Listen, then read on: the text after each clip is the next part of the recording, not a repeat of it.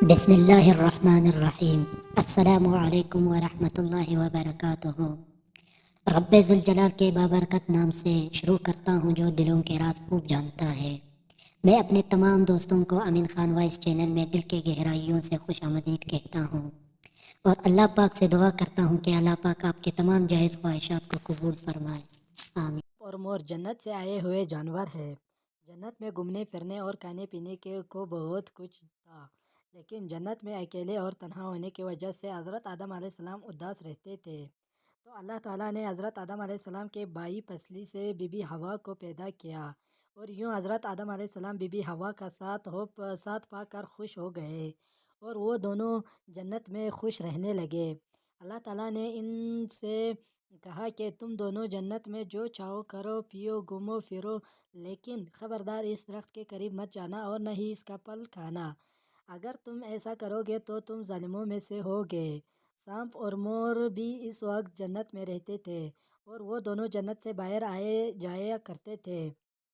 اس وقت سانپ کے پیر بھی تھے، اور سانپ کے منہ میں ابرک کی بہت اچھی خوشبو آتی تھی، اور وہ مور آج جتنا بھی خوبصورت ہے وہ اس سے بھی کہیں زیادہ خوبصورت ہوا کرتا تھا۔ جب وہ جنت میں رہتا تھا تب مور کے پاؤں بھی بہت خوبصورت تھے۔ ایک دن جب وہ دونوں جنت کے باہر آئے تو ان کی ملاقات شیطان سے ہوئی۔ شیطان نے ان دونوں سے کہا کہ مجھے بھی اپنے ساتھ لے چلو جنت میں۔ تو ان دونوں نے جواب میں کہا کہ ہمیں اللہ تعالیٰ کا خوف ہے، اور اس بات کا ڈر ہے کہ کہیں تمہیں اپنے ساتھ جنت میں لے جاتے ہوئے ہمیں کوئی دیکھ نہ لے، اس لیے ہم تمہیں اپنے ساتھ جنت میں نہیں لے جا سکتے۔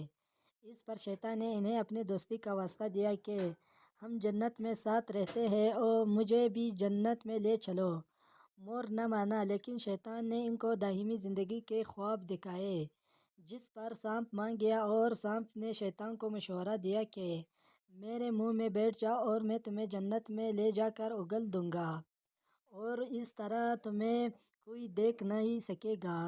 خیر، سانپ نے تو شیطان کو منہ میں جنت لے جا کر اگل دیا۔ اس طرح شیطان دوبارہ جنت میں داخل ہونے میں کامیاب ہو گیا۔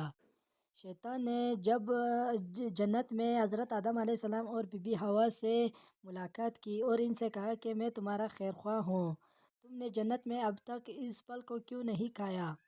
اس پر ان دونوں نے شیطان سے کہا کہ اللہ تعالیٰ نے ہمیں اس درخت سے دور رہنے اور اس کا پھل کھانے سے منع کیا ہے، اس لیے ہم نے اسے ابھی تک اس کو نہیں کھایا اور نہ ہی کھائیں گے۔ جب حضرت آدم علیہ السلام سو گئے تو شیطان حضرت امام حوا کے پاس آیا اور انہیں بہکانے لگا کہ اللہ تعالیٰ نے تمہیں پھل کھانے سے اس لیے منع کیا ہے کہ کہیں وہ پھل کھانے کے بعد تم نہ مرنے والے بن جاؤ اور ہمیشہ کے لیے جنت میں رہنے لگو۔ حضرت بی بی حوا نے شیطان کے بہکاوے میں آ کر اس درخت کا پھل کھا لیا۔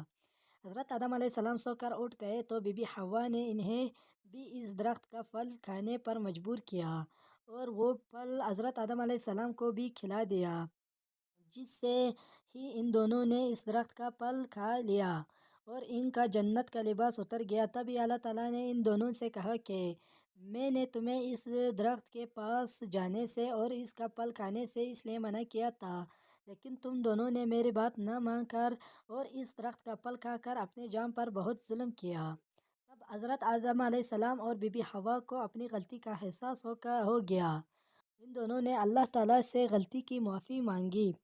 اللہ تعالیٰ نے انہیں معاف فرما دیا اور ان دونوں کو جنت سے نکال کر زمین پر بھیج دیا اور فرمایا کہ زمین پر ایک خاص وقت تک تمہارا ٹھکانہ ہے اور تم زمین پر رہو گے۔ اللہ تعالیٰ نے شیطان کو جنت میں لے کر آنے پر مور کی خوبصورتی چھین لی، اور جن پیروں سے وہ شیطان کے جنت میں لے آ کر آیا تھا انہیں بھی بدصورت بنا دیا، اور جس سانپ نے مور کو شیطان کی مدد کے لیے کرنے کا مشورہ دیا تھا، اللہ تعالیٰ نے اس کے منہ سے ابرک کی خوشبو چھین سانپ کے منہ میں زہر بھر دیا اور سانپ کے ٹانگیں چھین کر مور اور سانپ کو جنت کے اس خوبصورت جگہ سے ہمیشہ کے لیے نکال دیا گیا۔